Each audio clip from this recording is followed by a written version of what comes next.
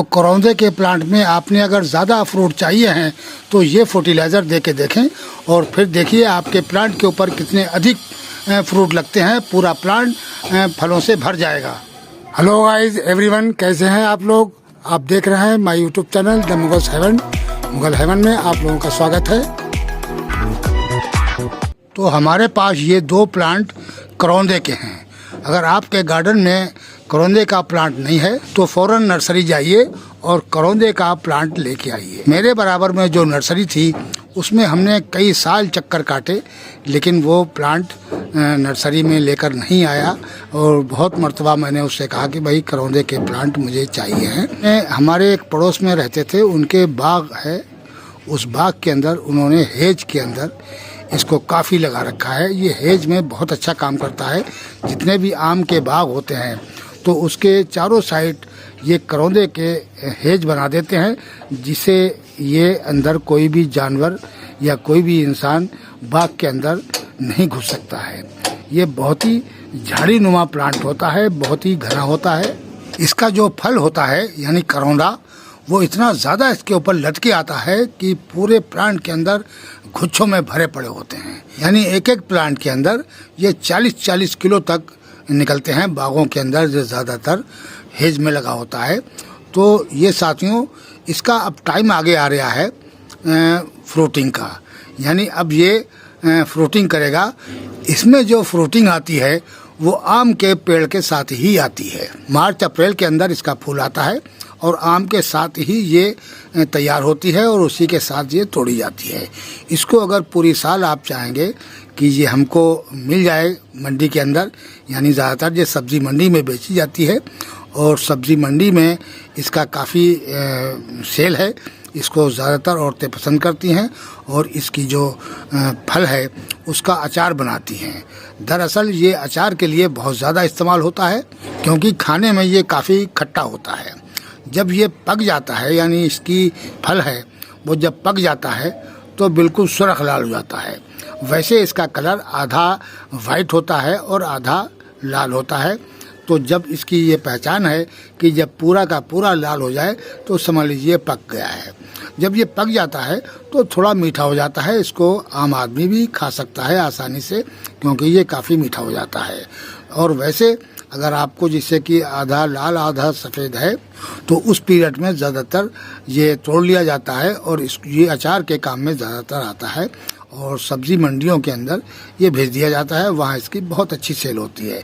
काफ़ी महंगा मिलता है, ये आम से भी महंगा मिलता है। इसको अगर तोड़ लिया जाए और टाइम से, ये कुंटलों के हिसाब से एक एक बाग में निकलता है और सारा का सारा भर के मंडियों में पहुंचा दिया जाता है।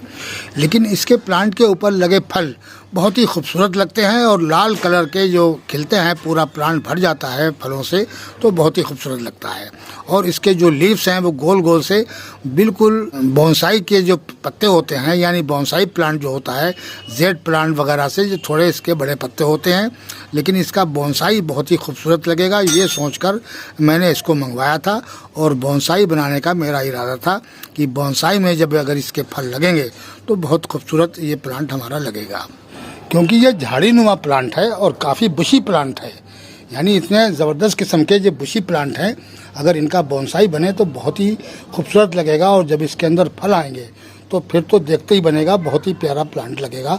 लाल लाल फल लगे होते हैं तो बहुत ही सुंदर प्लांट लगता है।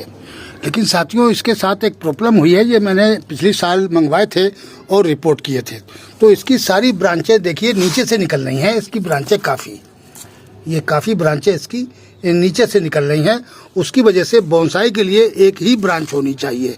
लेकिन हम क्या करेंगे, जब इसकी ये ब्रांच देखिए, अब ये वाली ब्रांच इसकी थोड़ी मोटी हो जाएगा, इसका स्टम्प मोटा हो जाएगा खूब, तो हम इसकी बाकी की ब्रांचों को काट देंगे और इसकी ऊपर की जो ब्रांच ये वाली होगी इसी को छोड़ेंगे और फिर इसको हम सेलो पोट के अंदर लगाएंगे। थोड़ा 6 इंच गहरे पोट के अंदर लगा देंगे, थोड़ा इससे चौड़ाई में ज़्यादा होगा तो ये अच्छी तरीके से रूट फैलाएगा उसके अंदर और बेहतरीन किस्म का ये बोनसाई बनेगा। लेकिन ये कम से कम 2-3 साल ले लेगा इस तरीके का। दोनों प्लांट काफ़ी बुशी है और लेकिन दोनों में यही प्रॉब्लम है। शायद इसकी नस्ल में ये खूबी होती है कि हर ब्रांच जड़ से निकलती है, जड़ से ब्रांचें निकलने की वजह से ही ये इसका बोनसाई आसान नहीं है, लेकिन हम इसका बोनसाई ज़रूर बनाएंगे।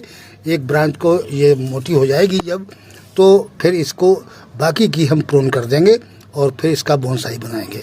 तो साथियों, अब इसका टाइम आ रहा है फ्रूटिंग का, इस वजह से अभी हम इसकी प्रूनिंग वगैरह नहीं कर रहे हैं, क्योंकि काफ़ी कुछ ब्रांचें इसकी लेगी हो गई हैं। ये देखिए काफ़ी बड़ी बड़ी हो गई हैं। बहुत अच्छी ग्रोथ करी है इसने, क्योंकि हमने इसके अंदर फर्टिलाइज़र वगैरह बहुत अच्छे दिए थे रिपोर्टिंग करने के बाद भी, और उसके बाद में भी एक मरतबा बहुत अच्छा फर्टिलाइज़र मैंने दिया था, लिक्विड फर्टिलाइज़र में मिलाकर दिया था, तो बहुत अच्छी इसकी ग्रोथ हुई है। फिर बरसात के अंदर ये काफ़ी बुशी हो गए हैं प्लांट।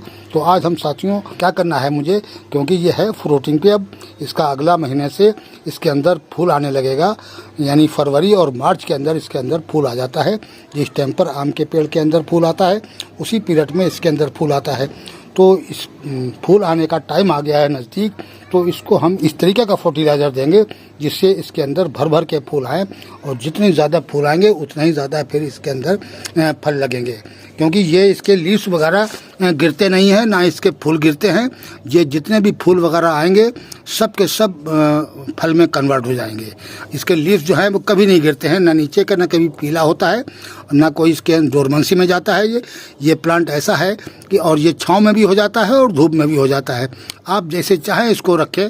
आप इसको छाँव के अंदर रखेंगे तो वहाँ भी बहुत अच्छा ग्रोथ करेगा ये, क्योंकि बागों के हेज के ऊपर लगा होता है, तो सारे जो आम के बड़े प्लांट होते हैं उसके नीचे ये लगे होते हैं और बहुत प्यारी ग्रोथ करते हैं।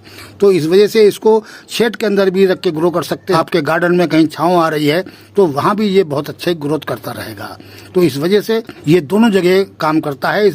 आपकी ग्रोथ सही होती रहेगी। आप चाहें इसको धूप में रखें और चाहें छाँव के अंदर रखें। आज हम इसके अंदर फ्रूटिंग के लिए ज़्यादा से ज़्यादा फ्रूटिंग इसके अंदर आए, इसलिए हम इसके अंदर आज फर्टिलाइज़र देंगे।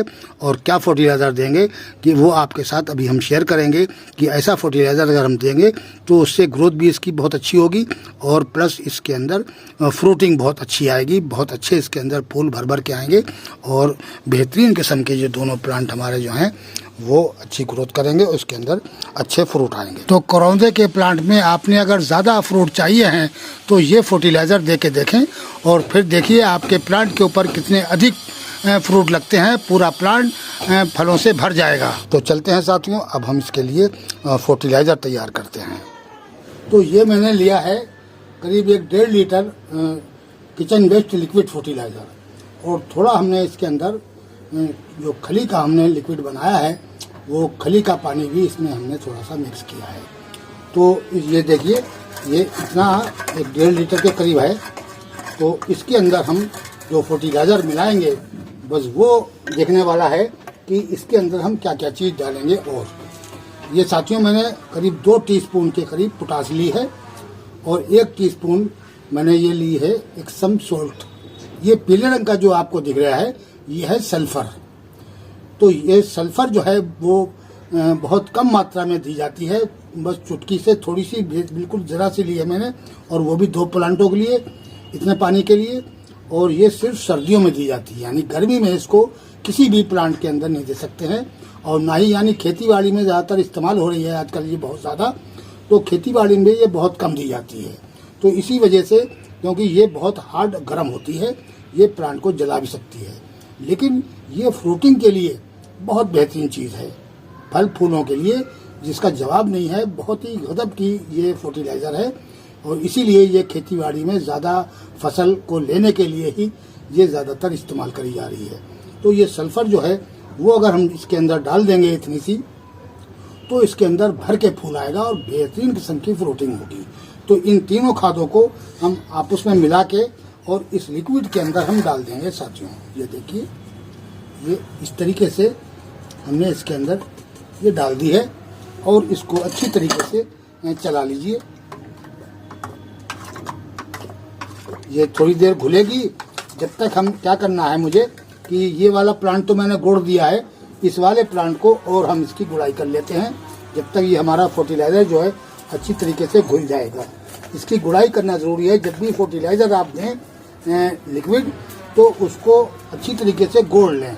और ये करीब जब से हमने सर्दियाँ आई हैं, जब से इसके अंदर ना तो पानी डाला है, सिर्फ बारिश का पानी ही इसको मिलता रहा, और ना इसकी गुड़ाई करी, ना कोई फर्टिलाइज़र दिया है। बस जिस टाइम रिपोर्ट किया था उस टाइम पर मैंने इसको 1-1.5-2 महीने बाद इसके अंदर अच्छा फर्टिलाइज़र, वो भी किचन वेस्ट लिक्विड फर्टिलाइज़र दिया था। कोई ख़ास चीज़ें भी इसके अंदर नहीं डाली थी, सिर्फ ग्रोथ के लिए कि जल्दी से हमारा प्लांट जो है अच्छी ग्रोथ करे। तो ये हमने इसके अंदर लेके, और ये पोटास थोड़ी फूल जाती है, ये थोड़ा टाइम लेती है घुलने में। वैसे तो ये घुलनशील होती है, लेकिन इसका वो बन जाता है, ये फूटता नहीं जल्दी से। ये फूट जाए तो सारा फौरन खोल जाएगी। तो बहरहाल ये इस तरीके से तैयार हो गई है हमारी। हम ऐसे ही डाल देंगे इसको, कोई ऐसी बात नहीं है। और ये फर्टिलाइज़र आप इस तरीके से दोनों प्लांटों के अंदर अच्छी तरीके से भर दें। ये देखिए, इसको तो मैंने गोड़ दिया था पहले ही।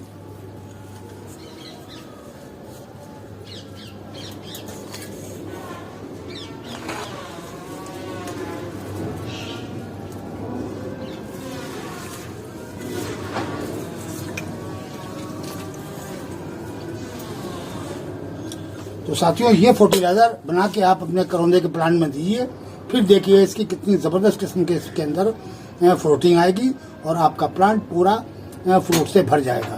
तो साथियों, वीडियो कैसा लगा? आज के वीडियो में इतना ही। मिलते हैं अगले वीडियो में नए टॉपिक और नए कंटेंट के साथ। अगर हमारा वीडियो अच्छा लगे तो प्लीज़ लाइक कीजिए, शेयर कीजिए और सब्सक्राइब कीजिए। शुक्रिया, धन्यवाद।